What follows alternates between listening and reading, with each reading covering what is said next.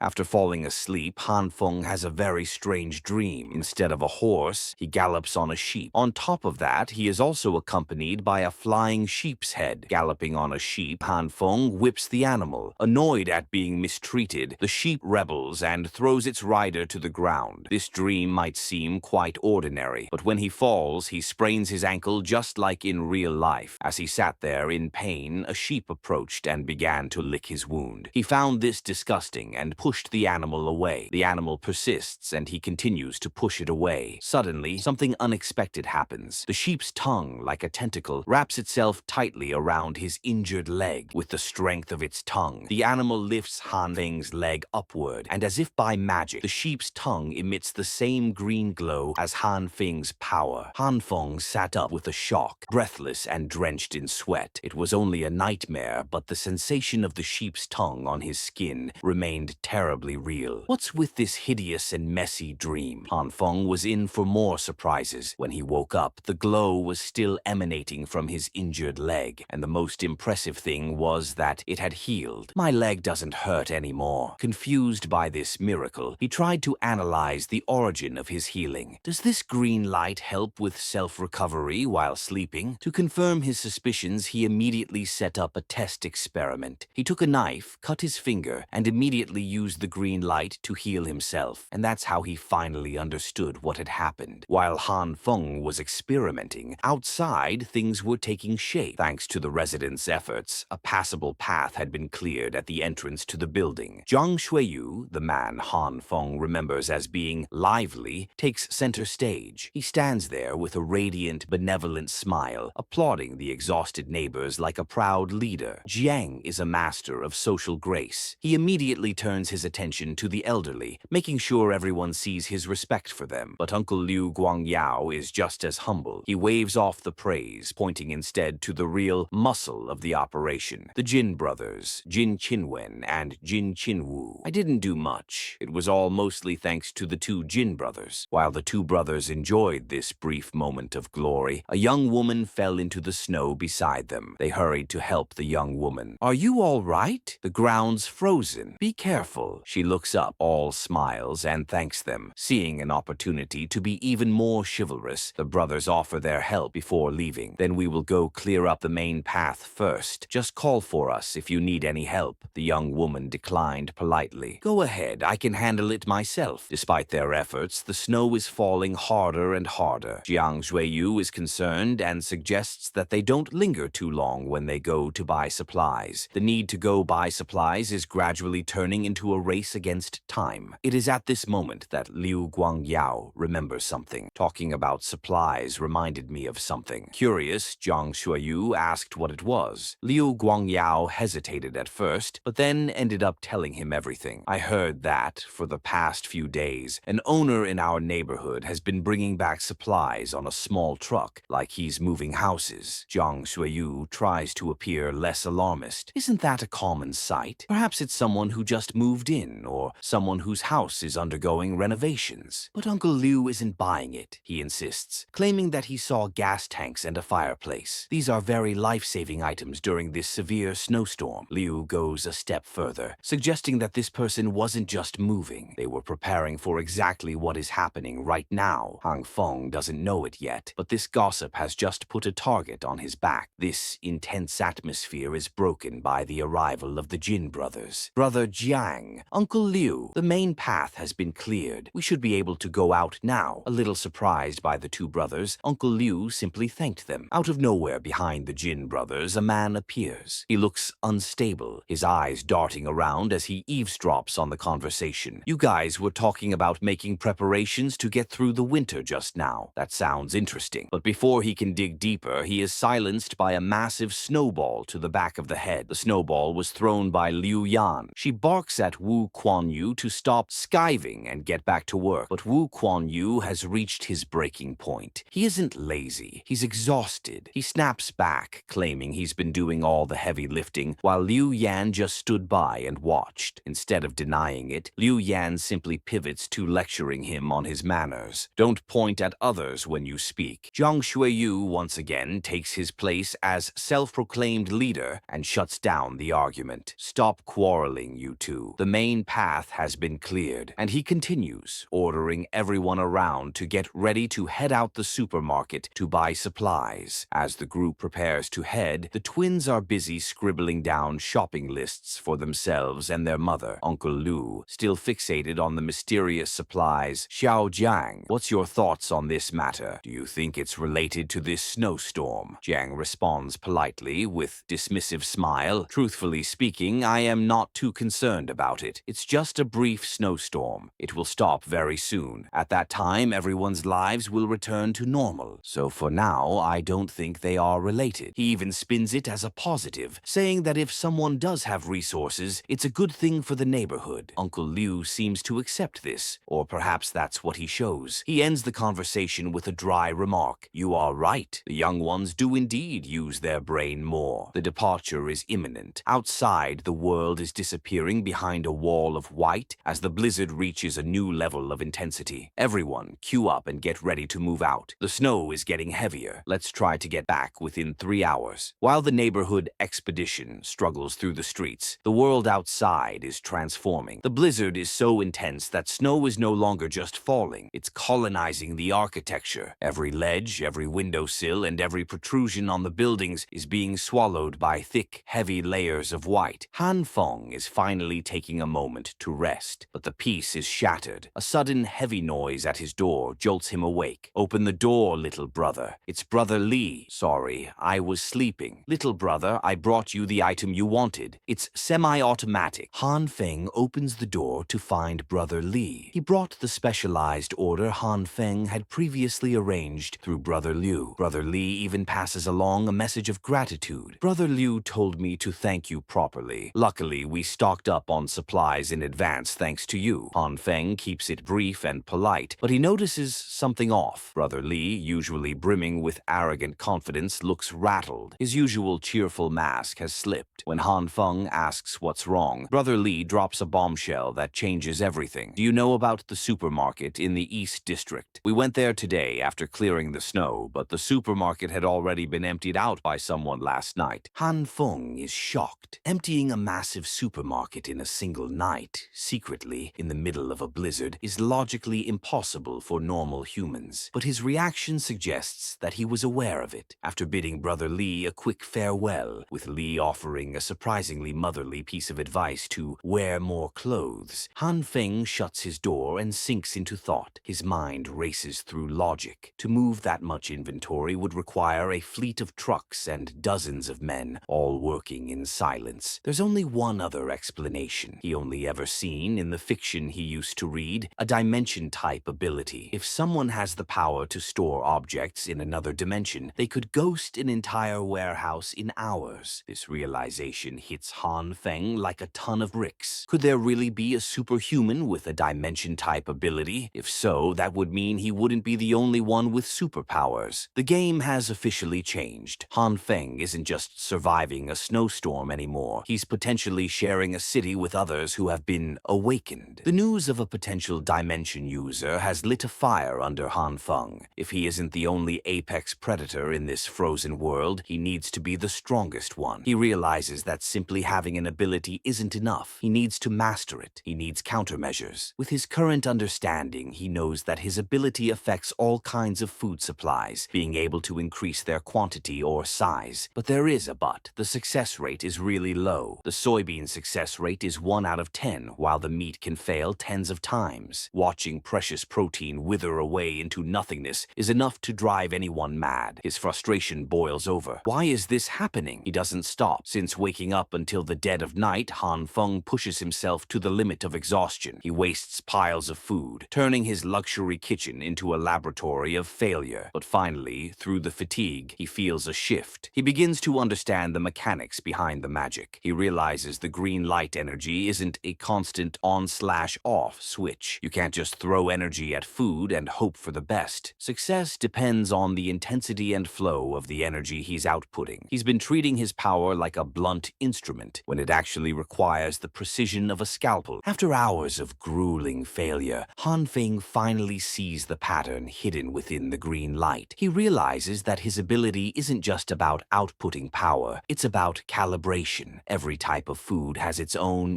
unique energy value. If he pushes too much energy, it burns out. Too little, and it never activates. Timing is just as critical. If he maintains the connection for a second too long, the structure of the food collapses. As he analyzes the data, a memory from his youth flashes through his mind. Wait a minute, this model is familiar. It's exactly like that online dancing game that was popular decades ago. If the energy values are like the directional input keys, the energy inputs have to be correct for every second. Lastly, I have to pinpoint the critical point. He focuses. He visualizes the rhythm. He matches the energy frequency of a single soybean, hits the perfect timing, and success. No more random failures. By treating his supernatural power like a gaming mechanic, he has unlocked 100% efficiency. With the logic of plants mastered, Han Feng looks at the next challenge on his table, the meat. If plants are the easy mode of this game, meat is the hard mode. Not to mention that after a failure, it becomes an extremely disgusting black liquid. Having mastered the easy mode of plants, Han Feng moves on to the main event. In his mind, the theory is the same, but the execution is on a whole different level. He attempts to combine the green and red lights, trying to find that perfect rhythm, but he misses the mark. Meat requires a much longer casting time compared to vegetables. The result? Everything exploded on his face. Failure follows failure. 10 times, 20 times. The frustration reaches a boiling point. Screw you. Isn't this difficulty way too high? If his kitchen was messy before, it is now a disaster zone. A disgusting black sludge, the remains of his failed experiments, is splattered across the walls, the floor, and his clothes. But Han Feng doesn't stop. He isn't just a survivor. He's a pro gamer, facing a final boss. He sits in the middle of the filth, closing his eyes to block out the mess. In the silence of his fortified apartment, he visualizes the arrows of the dancing game, using them as a compass to guide his energy. Every second is a calculation. Every drop of sweat is a price paid for power. He moves with surgical precision, pouring the exact amount of energy at the exact millisecond required. And then it happens. The light stabilizes. The reaction completes. Success. The taste of victory. Han Feng stands there, covered in sweat, his eyes heavy with exhaustion. But beneath the grime, he is wearing the smile of a man who has just conquered the impossible. The physical toll finally hits him. His legs give out and he collapses onto the floor, laughing like a madman while his stomach growls in protest. Finally, I've found the synthesis method for meats. The morning of July 17th, the third day of the storm, begins with the flickering glow of a television. Han Feng wakes up on his couch to the sound of a news anchor trying to maintain a calm that no longer exists. The broadcast claims that the situation is under control and that support personnel are on their way. But the ticker tape tells a different story. Traffic, electricity, and communication networks are failing nationwide. The government's advice? Stay home and wait. History repeats itself. To Han Feng, this is a hauntingly familiar script. He's lived this before. He knows that stay home and wait is just a polite way of saying you're on your own. As if on cue, his phone begins to vibrate uncontrollably. The neighborhood group chat has reached a fever pitch. The residents are split into two camps. The believers, those clinging to the news, desperately hoping that a truck full of food and blankets is just around the corner. The realists, those who realize that if help hasn't arrived by now, it isn't coming. Just as the bickering reaches a breaking point, Uncle Liu drops a truth bomb that silences the chat. He's an old man with deep connections, and he isn't buying the propaganda. Do you really believe the news? He asks. If the situation really was under control, like what the news said, then the support team would have arrived long ago. He reveals a terrifying piece of intel from his friends on the outside. It's not food trucks heading towards City A. It's armored vehicles, tanks, and heavy weaponry. Uncle Liu's conclusion is chilling. There is only one possibility left. War is about to commence.